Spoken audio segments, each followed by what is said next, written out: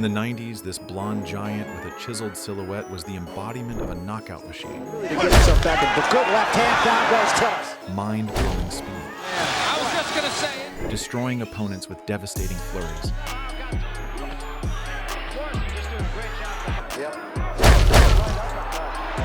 A $1 million punch propelled him to the pinnacle of the sport. We're wondering if Tillis is... Well, there it is. That's it. But the prominent heavyweight's career was cut short in the prime of his potential suddenly and irrevocably. Today we remember the legendary power and dramatic path of boxing's great white hope. This is Boxing Guts. Let's go. Tommy Morrison might be the greatest what-if in pugilistic history. Born on January 2nd, 1969, Tommy was raised in Delaware County, Oklahoma, and his early years were tough. But the circumstances of his upbringing were conducive to creating a monster. At 15, the teenager was so impressive in appearance that he fought adults using a fake ID forged by his mother. Fresh out of high school, Tommy's record had exceeded 200 amateur matches. Under the moniker The Duke in November 1988, he went on a journey to conquer the professional ring. The 6-foot 2-inch tall kid with a frame north of 200 pounds was menacing enough, but what stuck out the most was his patented left hook. None of the initial 5 opponents could survive the first 3 minutes. In February 1989, the Duke faced his first big test. Going against the imposing Traore Ali, Tommy was already trying to decimate his opponent with big right hands. Unafraid to stand in the fire, Morrison possessed a rare form of ferociousness. Swinging punch for punch, not scared of what's coming back his way. Going to the body a little bit more. An exquisite uppercut combination made Traore slide to the canvas like he was on skates. There it is, come on. And the following combo sent him flying.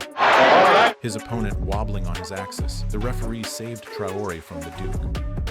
With a team full of professionals in the corner, the surging prospect went on a title conquest against Mike Robinson, justifying the flattering comparisons with Iron Mike. Morrison stepped forward confidently, unleashing power shots. To clear the mosquitoes up. His last 2 fights. Missing with his vintage uppercut. Explosive left hook from him as the fight. Morrison's body shots were world class. Liked it because of the left hook. Good body. Very as a fighter when someone with a power. And when he went upstairs, Robinson was getting stunned. Before the end of round 1, Robinson was already a punching bag. Morrison wisely goes back to the body. Morrison very heavy-handed. Looks a little bit like Jerry Cooney, the way he throws his left hook and lean. And turning his insides to mush, Tommy sent him to the floor. He was saved by the bell.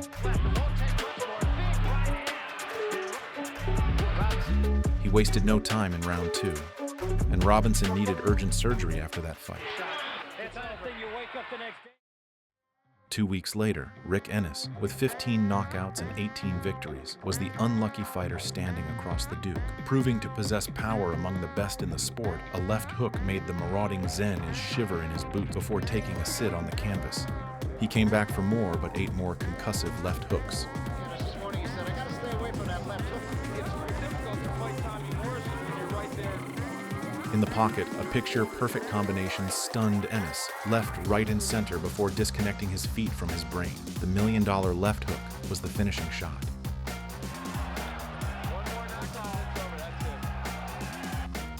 Needing to prove himself worthy of a world title, looking like prime Tyson himself, Morrison lunged and landed a crazy left hook that sent Dave Jacko to the shadow realm with no stops. And colliding against technical puncher Harry Terrell, Tommy Gunn was out for a quick knockout, throwing heavy leather from the onset.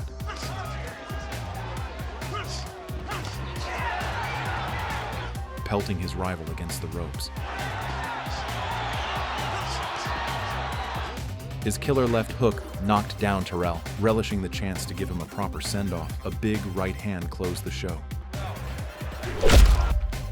In a span of 11 months as a pro, the 20-year-old had 18 victorious performances, 16 of which ended in stunning annihilation.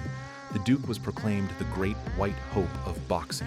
Simultaneously, Tommy's charming charisma and debilitating power brought him more than just athletics.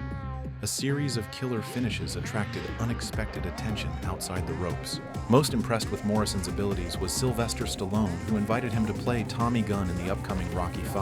It was not difficult for Tommy to reproduce his signature style on the big screen. An abundance of left hooks and shattering right hands for the viewers. Like him, the heavy hitter and baby mama magnet woke up as a star in an ocean full of gorgeous women. Thomas was the perfect punching bag after staying away from the ring for half a year.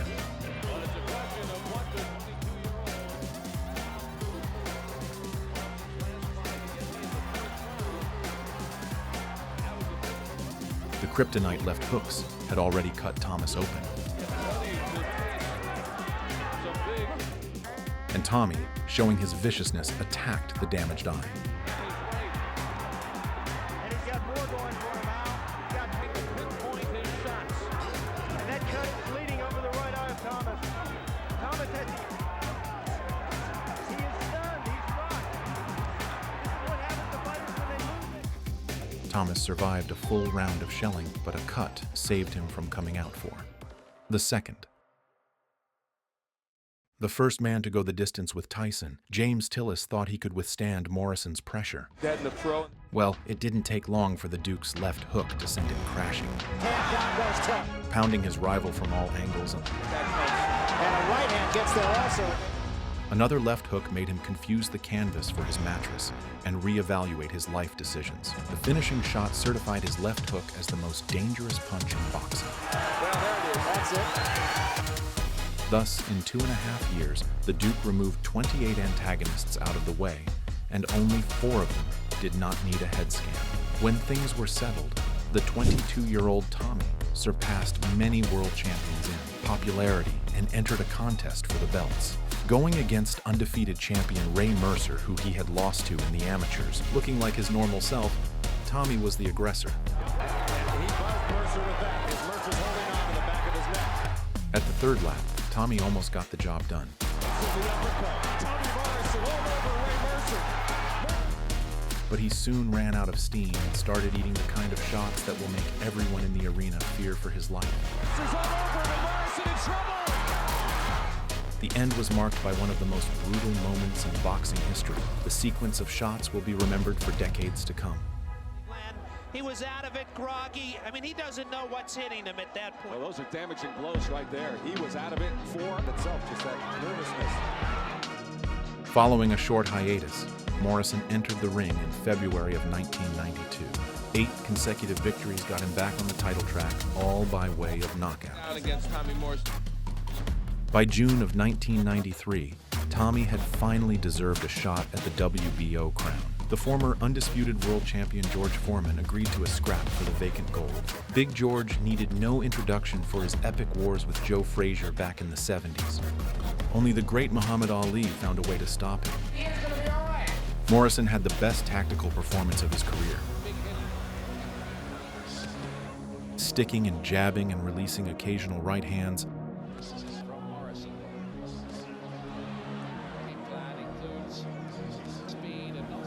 Morrison smartly won the fight by decision, collecting the WBO heavyweight title. Losing the title in his second title defense and facing Donovan Ruddock for his quest at another title, Morrison was already taking knees from the beginning. But Morrison welcomed the heat and replied with even more fire. Swinging uppercuts and left hooks in equal measure.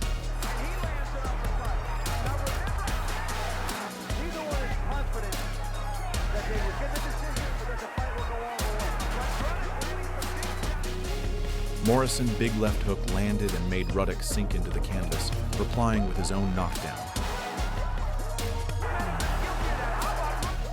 Albeit a poor stoppage, Ruddock suffered even more damage than he did against Tyson. That's a lot of time for Ruddock to kill here.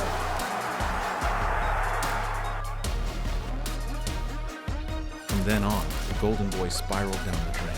Booze, drugs, and prison became the new reality for the guy who had recently been compared to Frazier and Tyson. He disappeared for 10 long years. In January 2207, Morrison tested negative for HIV 4 times. How high do you rank Tommy Gunn among the best what-ifs in boxing history? If you liked this video, then subscribe to our channel. Don't forget to like.